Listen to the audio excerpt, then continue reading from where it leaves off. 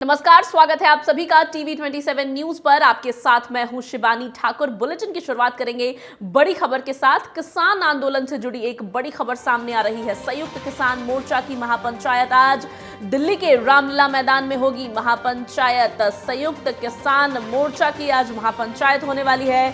दिल्ली के रामलीला मैदान में किसानों की ये महापंचायत होनी है। आपको बता दें कि केंद्र सरकार से लगातार अपनी मांगों को लेकर अड़े हुए किसान लगातार कोशिश कर रहे हैं कि सरकार उनकी बात सुने। बीते दिनों हमने उनका मार्च भी दिल्ली तक देखा और आज दिल्ली के रामलीला मैदान में संयुक्त मोर्चा की महापंचायत होने वाली है। किसान आंदोलन से जुड़ी बड़ी खबर इस वक्त सामने आ रही है, जहां संयुक्त किसान मोर्चा की महापंचायत आज दिल्ली में होनी है। दिल्ली के रामलीला मैदान में ये महापंचायत होने वाली है।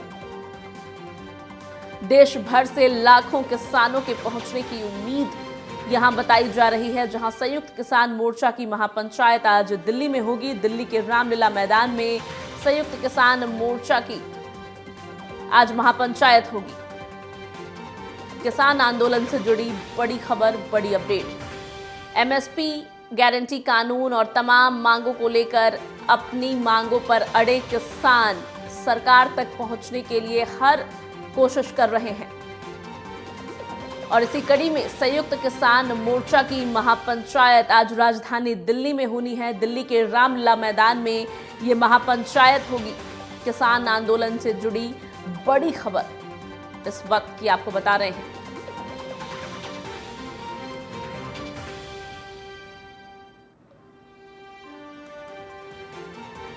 दिल्ली के रामलीला मैदान में किसानों की यह महापंचायत होने वाली है, जहां इस महापंचायत में किसान आपस में तो बातचीत करेंगे ही, साथ ही सरकार तक कैसे अपनी बात पहुंचा सके इसको लेकर भी चर्चा होगी। आपको बता दें कि लगातार कई दौर की वार्ता किसानों और सरकार के बीच में हो चुकी है और वार्ता के जरिए किसानों की समस्याओं का समाधान करने का आश्वासन सरकार लगातार किसानों को देती आई है। लेकिन एमएसपी गारंटी कानून और अपने तमाम अन्य मांगों को लेकर अड़े किसान लगातार सरकार के खिलाफ प्रदर्शन कर रहे हैं और सरकारी महकमे तक पहुंचने की हर संभव कोशिश कर रहे हैं। इसी बीच बड़ी खबर ये निकल करके सामने आ रही है कि दिल्ली के रामलीला मैदान में आज किसानों की महापंचायत होने वाली है। पूरी जानकारी के साथ हमारे साथ आयुषी मिश्रा फोन लाइन पर जुड़ गई हैं। आयुषी, किसानों का महापंचायत होने जा रहा है। एमएसपी गारंटी कानून और अपनी तमाम मांगों को लेकर के किसान अड़े हुए हैं। बीते दिनों हमने ग्रेटर नोएडा से दिल्ली तक का कूच देखा। क्या कुछ खास आज दिल्ली के रामलीला मैदान में हम देखने वाले हैं? जी बिल्कुल शिवानी, दिल्ली में विभिन्न मांगों को लेकर आज तकरीबन 15 से 20 हजार किसान रामलीला मैदान में रैली करेंगे। यह रैली सुबह 11 बजे से दोपहर 3 बजे तक चलेगी, जिसमें आम किसान की बढ़ चढ़कर हिस्सा लेंगे। मतलब साफ तौर पर शिवानी देखा जा सकता है कि जिस तरीके से किसान लगातार अपनी मांगों को लेकर दिल्ली कूच की मांग कर रहे थे, केंद्र सरकार के साथ उनकी ऑन टेबल बातचीत हुई, 4-5 दौर का बातचीत रहा, लेकिन कुछ नतीजा नहीं निकला। तो उसके बाद आज की तारीख यानी कि 14 मार्च को उन्होंने किसान महापंचायत का ऐलान दिल्ली में किया था, जहां पे देश भर के किसान आज इस महापंचायत में शामिल होंगे और वो अपनी मांगों को लेके दिल्ली के रामलीला मैदान से अपनी आवाज बुलंद करेंगे। यह रैली सुबह 11 बजे से दोपहर 3 बजे तक चलेगी, जिसमें आम किसान भी रहेंगे। ऐसा बताया गया है कि पंजाब, हरियाणा और यूपी समेत 18 राज्य से किसान दिल्ली पहुंच रहे हैं। आयुषी, लगातार किसान अपनी मांगों को लेकर के अड़े हुए हैं, फिर चाहे वो एमएसपी गारंटी कानून हो या कोई अन्य मांग। लेकिन सरकार के द्वारा लगातार यही कहा जा रहा है कि वार्ता के जरिए हम मामले को सुलझाएंगे, क्योंकि किसान जब आंदोलन पे उतर आते हैं तो सरकार लगातार वार्ता की बातें करती है। कई दौर में वार्ता भी हो चुकी है, लेकिन क्या कारण है कि सरकारी महकमे किसानों की बात सुन नहीं रहे, वो भी तब जब आगामी लोकसभा चुनाव नजदीक है और ऐसे में सरकार विशेष करके कोशिश करती है कि सभी वर्गों को साध कर रखे? देखिए, किसानों की जो मांग है वो केंद्र सरकार के लिए भी इतना आसान नहीं है, क्योंकि जिस तरीके से चुनाव दहलीज पर है और उसके बाद किसान लगातार मांग कर रहे हैं कि उनकी तमाम फसलों पर एमएसपी लागू कर दिया जाए। जहां पे आज एमएसपी समेत 15 मांगों को लेकर दिल्ली में आज महापंचायत है। वहीं लगातार ये 15 मांगे केंद्र सरकार के लिए बहुत भारी पड़ रही है, चाहे वो किसानों की कर्ज माफी की बात करे या एमएसपी लागू करने की बात करे। तो ऐसी तमाम चीजें हैं जिन पर सोच विचार रही है केंद्र सरकार। लेकिन ये बात तो है शिवानी की जिस तरीके से चुनाव के दहलीज पर आकर किसान रैली और ऐसे प्रदर्शन की मांग कर रहे हैं, तो ये कहीं ना कहीं केंद्र सरकार की मुश्किलें ही बढ़ा रही है। लेकिन आयुषी, ये भी कहा जा रहा है कि ये जो किसानों का जो मोर्चा खोल रखा है किसानों ने सरकार के खिलाफ, ये भी कहीं ना कहीं राजनीति से प्रभावित है, क्योंकि लोकसभा चुनाव नजदीक है, तभी किसानों को अचानक से एक बार फिर से अपनी मांगों की याद आ जाती है। तो इसमें कितनी सच्चाई है आयुषी? साथ ही ये भी जानना चाहेंगे कि किसान इस बार जब ये महापंचायत का आयोजन कर रहे हैं उसमें क्या कुछ वो कहना चाह रहे हैं, साथ ही सरकार क्या कुछ कह रही है इस बारे में। शिवानी, जब भी कभी भी चाहे वो किसान हो, छात्र हो, युवा हो, जब भी उन्हें अपनी आवाज बुलंद करने के लिए जब भी वो सड़क पर आए हैं, तो ऐसी राजनीति से प्रेरित कहा जाता है। लेकिन साफ तौर पे आपको बता दें कि जिस तरीके से 2 साल पहले किसान लगभग 1 सालों के लिए दिल्ली की सड़कों पर प्रदर्शन कर रहे थे, उस वक्त सरकार के लिए उन्हें वहां से हटा पाना बहुत मुश्किल हो गया था। लेकिन किसानों को कई वादे और दावे किए गए थे उस वक्त उनको वहां से हटाने के लिए, जिनमें कई ऐसे वादे थे जो अब तक केंद्र सरकार ने पूरे नहीं किए हैं, जिसमें एमएसपी को लेकर भी एक कमेटी बनाकर और एमएसपी का समाधान निकालने का भी जिक्र था। तो साफ तौर पे किसानों को पता है कि अभी नहीं तो कभी नहीं, अगर वो अभी अपनी मांगों को लेकर सरकार पर दबाव बनाते हैं तो कल मतलब आप चुनाव के बाद उनके लिए ये मांगे पूरी होनी ज्यादा मुश्किल हो जाएगी। तो उन्हें भी पता है चुनाव का समय है, बहुत सरकार पूरे तरीके से चुनाव में व्यस्त है। लेकिन ऐसे में अगर वो किसान को नाराज रखती है तो सरकार को भी दिक्कत हो सकती है। ये तमाम चीजें किसान समझ रहे हैं, जिसकी वजह से किसानों को लगता है कि ये वही वक्त है जहाँ पे इसी वक्त उन्हें अपनी मांगों को लेकर सरकार पर दबाव बनाना चाहिए, क्योंकि चुनाव का समय है। चुनाव के समय अच्छी मांगे जो है वो सरकार पूरी करती आई है। तो सिर्फ यही कारण है जिसकी वजह से इसे आप राजनीति से प्रेरित कह ले, इसे आप कह दे कि मौके पे छक्का मारना या कोई भी ऐसी आप बात कह ले।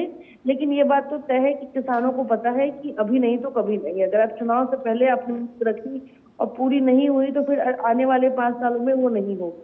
बिल्कुल, तो किसानों का ये संयुक्त मोर्चा आज दिल्ली के रामलीला मैदान में रैली निकालने वाला है और सरकार से अपनी तमाम मांगों को लेकर के अड़े हुए किसान आज रामलीला मैदान में कुछ बड़ा प्रदर्शन करने वाले हैं। आयुषी, आपका बहुत बहुत धन्यवाद इन तमाम जानकारियों के लिए। निर्वाचन आयुक्त अरुण गोयल के अचानक इस्तीफे और अनूप चंद्र पांडे की रिटायरमेंट के बाद खाली हुए निर्वाचन आयुक्तों के पदों को भरने की प्रक्रिया तेज हो गई है। चुनाव आयुक्तों के चयन के लिए पीएम मोदी की अगुवाई वाले 3 सदस्यीय चयन मंडल की बैठक आज होगी। इससे पहले कानून मंत्री अर्जुन राम मेघवाल की अध्यक्षता वाली खोज समिति ने निर्वाचन आयुक्तों के 2 पदों को भरने के लिए 5 उम्मीदवारों की एक लिस्ट तैयार करने के लिए पहले ही बैठक कर ली है। जानकारी के अनुसार प्रधानमंत्री नरेंद्र मोदी के नेतृत्व में एक चयन समिति 2 नामों को अंतिम रूप देने के लिए आज दोपहर बैठक करेगी। चयन समिति की सिफारिश के आधार पर राष्ट्रपति द्रौपदी मुर्मू निर्वाचन आयोग के 2 सदस्यों की नियुक्ति करेगी। आपको बता दें कि लोकसभा चुनाव के मद्देनजर लगातार सारी तैयारियां तेजी से की जा रही है, जिसमें अब चुनाव अभियुक्तों की तैनाती होनी है। 2 चुनाव अभियुक्तों का चयन होना अभी बाकी है, जिसको लेकर के आज प्रधानमंत्री नरेंद्र मोदी की अध्यक्षता में अहम बैठक होगी। इस बैठक में कहा जा रहा है कि 2 नामों पर चयन होगा, 2 नामों पर मुहर लग सकता है और 2 चुनाव अभियुक्तों की आज चुनाव हो सकती है, जिस पर राष्ट्रपति द्रौपदी मुर्मू का अंतिम फैसला होगा। हालांकि इस पूरे बैठक की अध्यक्षता खुद प्रधानमंत्री नरेंद्र मोदी कर रहे हैं। लोकसभा चुनाव जैसे जैसे नजदीक आ रही है, सभी सरकारी तंत्र चुनावी प्रक्रिया और चुनाव से जुड़ी हुई सभी तैयारियों को दुरुस्त करने में लगे हुए हैं और इसी कड़ी में 2 चुनाव आयुक्तों की अभी तैनाती होनी बाकी है। सिलेक्शन कमेटी की आज बैठक होनी है। सिलेक्शन कमेटी की इस बैठक की अध्यक्षता खुद प्रधानमंत्री नरेंद्र मोदी करेंगे।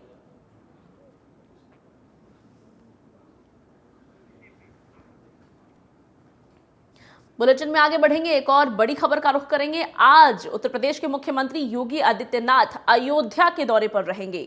अंबेडकर नगर से मुख्यमंत्री योगी आदित्यनाथ अयोध्या पहुंचेंगे, जहां वो 1000 करोड़ रुपए की परियोजनाओं का शिलान्यास करेंगे। रामलला और हनुमानगढ़ी के दर्शन भी करेंगे मुख्यमंत्री। दर्शन पूजन के बाद मुख्यमंत्री जीआईसी मैदान पहुंचेंगे। जीआईसी मैदान में जनसभा को भी आज मुख्यमंत्री संबोधित करेंगे। बड़ी खबर इस वक्त के सामने आ रही है, जहां उत्तर प्रदेश के मुख्यमंत्री योगी आदित्यनाथ का अयोध्या दौरा है। इस दौरे को कई चश्मे से देखा जा रहा है, चुनावी चश्मे से भी देखा जा रहा है। वहीं अयोध्या के विकास को लेकर के सरकार की तत्परता को भी दिखाती है, क्योंकि एक बार फिर से राज्य सरकार अयोध्या को 1000 करोड़ की परियोजनाओं की सौगात देने जा रही है, जो कि अयोध्या के आधुनिकीकरण और उसकी बढ़ोतरी के लिए देखा जा रहा है। अंबेडकर नगर से आज मुख्यमंत्री योगी आदित्यनाथ अयोध्या पहुंचेंगे, जहां वो रामलला के दर्शन करेंगे, हनुमानगढ़ी भी जाएंगे और दर्शन पूजन के बाद सीएम जनसभा को संबोधित करेंगे। जनसभा के संबोधन को चुनावी बिगुल या यूं कहें कि चुनावी शंखनाद के रूप में भी देखा जा रहा है। भारी संख्या में वहां आज लोगों के उमड़ने की उम्मीद है, जहां मुख्यमंत्री योगी आदित्यनाथ जनसभा को संबोधित करेंगे। मुख्यमंत्री योगी आदित्यनाथ का अहम अयोध्या दौरा होने वाला है, क्योंकि इसको एक तरह से चुनावी शंखनाद के तौर पर भी देखा जा रहा है। आज अयोध्या को एक बार फिर से 1000 करोड़ रुपए की परियोजनाओं की सौगात देंगे। करोड़ों की परियोजनाओं का शिलान्यास करेंगे मुख्यमंत्री योगी आदित्यनाथ। रामलला के दर्शन भी करेंगे, हनुमानगढ़ी भी जाएंगे। दर्शन पूजन के बाद मुख्यमंत्री योगी आदित्यनाथ जनसभा को भी संबोधित करेंगे।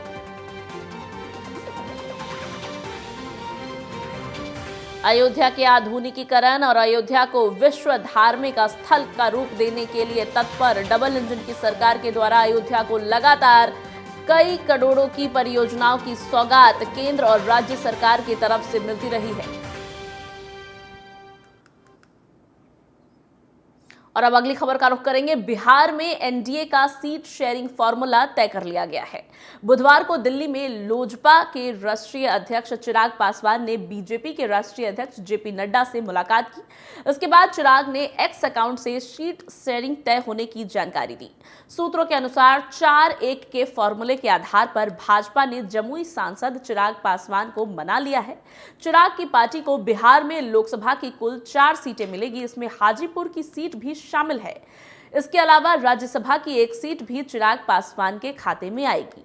सूत्र बताते हैं कि झारखंड या पूर्वी उत्तर प्रदेश में से 1 सीट चिराग की पार्टी को मिलेगी। इस पर चिराग ने अपनी सहमति दे दी है।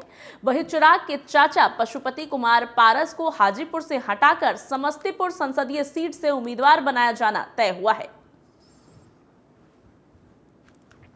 आपको बता दें कि बिहार में एनडीए में सीट शेयरिंग को लेकर के माथापच्ची की स्थिति लगातार बनी हुई थी और कारण थे चाचा भतीजे चिराग पासवान और पशुपति कुमार पारस। ये दोनों चाचा भतीजे लगातार आपसी सामंजस्य नहीं बिठा पा रहे थे, विशेष करके हाजीपुर की सीट को लेकर। हाजीपुर की सीट की अगर हम बात करते हैं तो हाजीपुर की सीट चिराग पासवान के पिता रामविलास पासवान का गढ़ माना जाता है। हमेशा ही हाजीपुर की जनता ने रामविलास पासवान को वहां बहुत प्यार दिया है, जिनके निधन के बाद पशुपति कुमार पारस का कहना था कि वो चूंकि उनके भाई हैं, वो इस क्षेत्र के असल उत्तराधिकारी हैं, जबकि चिराग पासवान अपनी पिता की सीट पर खुद काबिज होना चाहते थे। बीते साल उन्होंने अपनी मां को हाजीपुर से लड़ाने की महत्वाकांक्षा सामने रखी थी, जिसको लेकर के एनडीए में सीट बंटवारे का पेच लगातार फंस रहा था। और अब खबर यह है कि चिराग पासवान को 4-1 के फॉर्मूले पर एनडीए ने मना लिया है। बीजेपी के राष्ट्रीय अध्यक्ष जेपी नड्डा से मुलाकात के बाद सीट शेयरिंग पर मामला बन गया है। 4-1 के फॉर्मूले पर चिराग पासवान मान गए हैं। वहीं हाजीपुर की सीट भी चिराग पासवान की झोली में डाल दी गई है। पशुपति कुमार पारस को समस्तीपुर का सीट दिया गया है। आपको बता दें कि चिराग पासवान और पशुपति कुमार पारस दोनों चाचा भतीजे हाजीपुर की सीट को लेकर अड़े हुए थे, जिसके बाद एनडीए के लिए यह बड़ी चुनौती थी। पूरी जानकारी के साथ हमारे साथ आयुषी मिश्रा एक बार फिर से फोन लाइन पर जुड़ गई हैं। आयुषी, चाचा भतीजे जो गले की हड्डी बने हुए थे एनडीए में सीट के बंटवारे को लेकर के अगर विशेष करके बात करें तो हाजीपुर की सीट विशेष करके बहुत कंट्रोवर्शियल थी, क्योंकि दोनों को ही हाजीपुर की सीट चाहिए थी, लेकिन बीजेपी ने दोनों में सामंजस्य बिठा लिया है, ऐसा कहा जा रहा है। 4-1 का फॉर्मूला सेट हुआ, ऐसा कहा जा रहा है। बिहार में एनडीए की ये जो स्थिति उत्पन्न हुई है उस पर क्या कहेंगी?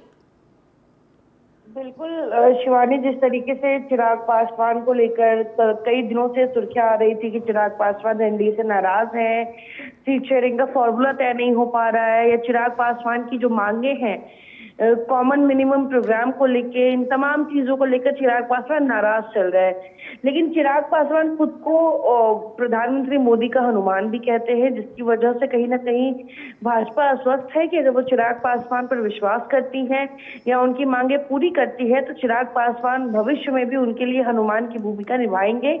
और यही एक वजह है कि पशुपति पारस, जिसको पिछली बार चिराग पासवान को साइडलाइन करते हुए उन्हें मंत्रालय दिया गया, रामविलास पासवान जी, स्वर्गीय रामविलास पासवान जी के आवास को खाली करवा के इन्हें अलॉट किया गया।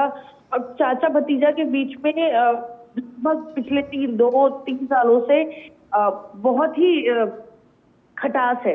लेकिन अगर हाजीपुर की बात करें तो हाजीपुर वो परंपरागत सीट रही है स्वर्गीय रामविलास पासवान जी की, जो कहीं ना कहीं जिसका उत्तराधिकारी चिराग पासवान भी अपने आप को मानते हैं और पशुपति पारस भी मानते हैं। उनका कहना है कि स्वर्गीय रामविलास पासवान जी की जो परंपरागत सीट रही है हाजीपुर, उसके उत्तराधिकारी ये दोनों हैं।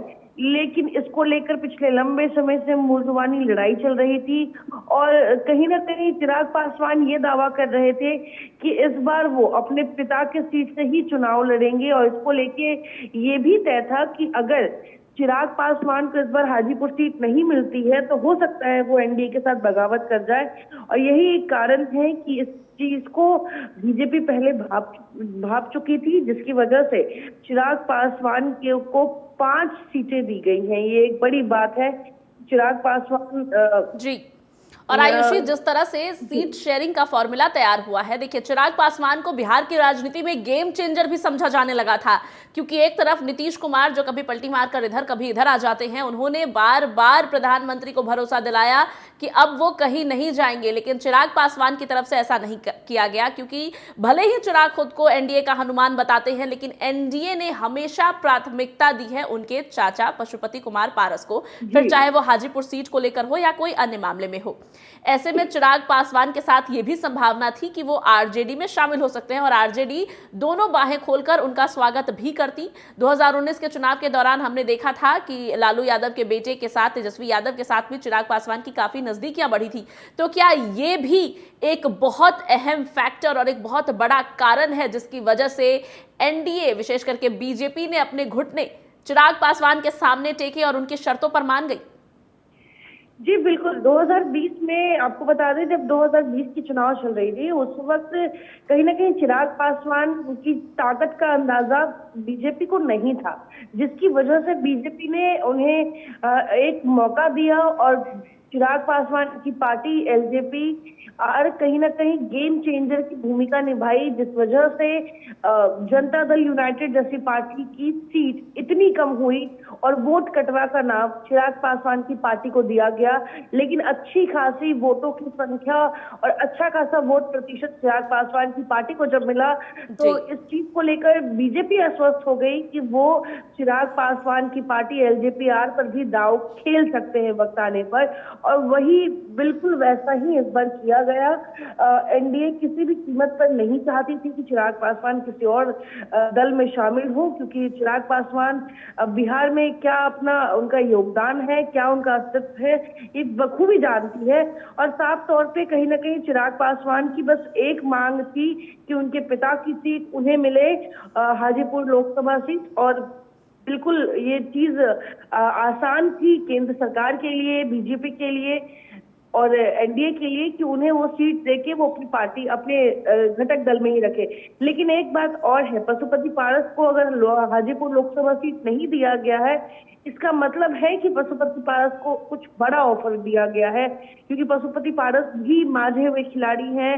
वो चिराग पासवान से कई पहले से वो राजनीति में सक्रिय रहे निश्चित। हैं। वो रामविलास पासवान जी की जो कार्यशैली रही है उसको उन्होंने करीब से देखा है, जिसकी वजह से उन्हें भी पता है कि कब दाव खेलने हैं। जिसकी वजह से आपको बता दें शिवानी कि ये अंदर से सूत्रों के हवाले से खबर मिली है कि चिराग पासवान को अगर लोकसभा सीट हाजीपुर दी गई है और तो कुल 5 लोकसभा सीटें चिराग पासवान की पार्टी को दी गई है, तो वही दूसरी तरफ पशुपति पारस को राज्यपाल बनाने का भी ऑफर दिया गया है। बिल्कुल ये आयुषी, बड़ा तो ऑफर बड़ी है। खबरें और सूत्र बताते हैं कि पशुपति कुमार पारस को भी एनडीए की तरफ से बड़ा ऑफर दिया जाएगा, क्योंकि वो भी हाजीपुर की सीट को लेकर जिद पर अड़े हुए थे। और हमारी संवाददाता आयुषी मिश्रा के सूत्र बताते हैं कि पशुपति कुमार पारस को भले ही हाजीपुर सीट चिराग पासवान की झोली में डालने के लिए मना लिया गया हो, लेकिन चूंकि वो भी राजनीति के कच्चे खिलाड़ी नहीं है, उनको निश्चित ही कुछ बड़ा ऑफर मिला है। आयुषी, आपका बहुत बहुत धन्यवाद इन तमाम जानकारियों के लिए। और अब खबरों में आगे बढ़ेंगे। भूटान के प्रधानमंत्री माफ कीजिएगा, भारत के दौरे पर आने वाले हैं और भारत के प्रधानमंत्री नरेंद्र मोदी के साथ वो कई अहम बैठकों का हिस्सा भी बनेंगे। 5 दिवसीय भारत दौरे पर भूटान के प्रधानमंत्री भारत आएंगे और कई अहम मुद्दों पर यहां वो चर्चा करेंगे। राष्ट्रपति द्रौपदी मुर्मू से भी भूटान के प्रधानमंत्री मुलाकात करने वाले हैं। भूटान के प्रधानमंत्री भारत आने वाले हैं। 5 दिवसीय भारत दौरा होने वाला है। नरेंद्र मोदी के साथ उनकी कई अहम बैठकें होगी, बातचीत होंगी और कहा यह भी जा रहा है कि कई अहम मुद्दों पर चर्चा होगी, जिसमें भारत और भूटान के रिश्तों के साथ साथ कई अतिरिक्त व्यापारिक संबंधों को लेकर भी चर्चा हो सकती है। संजय निषाद ने जेपी नड्डा से मुलाकात की है। बड़ी खबर इस वक्त की आपको बता रहे हैं। निषाद पार्टी के राष्ट्रीय अध्यक्ष संजय निषाद लोकसभा चुनाव को लेकर चर्चा करने के लिए पहुंचे हैं और संजय निषाद ने जेपी नड्डा से मुलाकात की है। संजय निषाद बीजेपी के राष्ट्रीय अध्यक्ष जेपी नड्डा से मुलाकात करने पहुंचे हैं। बड़ी खबर इस वक्त की आपको बता रहे हैं। निषाद पार्टी के अध्यक्ष संजय निषाद बीजेपी के राष्ट्रीय अध्यक्ष जेपी नड्डा से मुलाकात करने पहुंचे हैं। लोकसभा चुनाव के मद्देनजर इस मुलाकात को कई तरीके से देखा जा सकता है, क्योंकि 2 बड़ी पार्टियों के अध्यक्ष जब एक दूसरे से मिलते हैं तो कारण राजनीतिक बिल्कुल हो सकते हैं, विशेष करके तब जब देश में लोकसभा चुनाव होने हैं। बड़ी खबर इस वक्त की, संजय निषाद जो कि निषाद पार्टी के राष्ट्रीय अध्यक्ष हैं, जेपी नड्डा से मिलने पहुंचे। लोकसभा चुनाव को लेकर दोनों के बीच में चर्चा होगी और चर्चाओं का बाजार गर्म है कि राजनीतिक समीकरण भी बदलते हुए दिखने को मिल सकता है, क्योंकि निषाद पार्टी के राष्ट्रीय अध्यक्ष संजय निषाद बीजेपी के राष्ट्रीय अध्यक्ष जेपी नड्डा से मिलने पहुंचे हैं। राजनीतिक कारण हो सकते हैं और ऐसा इसलिए भी कहा जा रहा है क्योंकि देश में लोकसभा चुनाव नजदीक है। हालांकि औपचारिक मुलाकात भी हो सकती है, औपचारिक भेंट भी हो सकती है, लेकिन चूंकि चुनाव नजदीक है इसको राजनीतिक चश्मे से भी देखा जा रहा है। बड़ी खबर, संजय निषाद जेपी नड्डा से मिलने पहुंचे हैं। लोकसभा चुनाव को लेकर के चर्चाओं का बाजार गर्म हो गया है। इस मुलाकात ने संभावनाओं के कई सारे दरवाजे खोल दिए हैं। क्या ये महज राजनीतिक भेंट ना होकर के औपचारिक भेंट है, या सच में इसका राजनीति से कुछ लेना देना है, लोकसभा चुनाव से कुछ लेना देना है? कई सारे सवाल खड़े होते हैं। फिलहाल बड़ी खबर यह है कि लोकसभा चुनाव को लेकर चर्चा तेज है। संजय निषाद जो कि निषाद पार्टी के राष्ट्रीय अध्यक्ष हैं, वो भारतीय जनता पार्टी के राष्ट्रीय अध्यक्ष जेपी नड्डा से उन्होंने मुलाकात की है।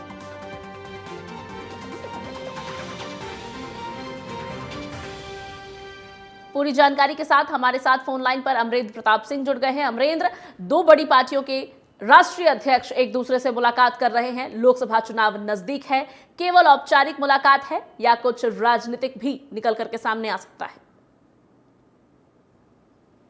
बिल्कुल, देखिए जैसी जानकारी आ रही है, संजय निषाद जो कि अपनी पार्टी निषाद पार्टी के अध्यक्ष हैं, उन्होंने भारतीय जनता पार्टी के बड़े नेता और भारतीय जनता पार्टी के वर्तमान अध्यक्ष जेपी नड्डा से मुलाकात की। निश्चित रूप से इस मुलाकात में संजय निषाद ने लोकसभा को लेकर के जेपी नड्डा से बात की होगी, ऐसी जानकारी सामने आ रही है।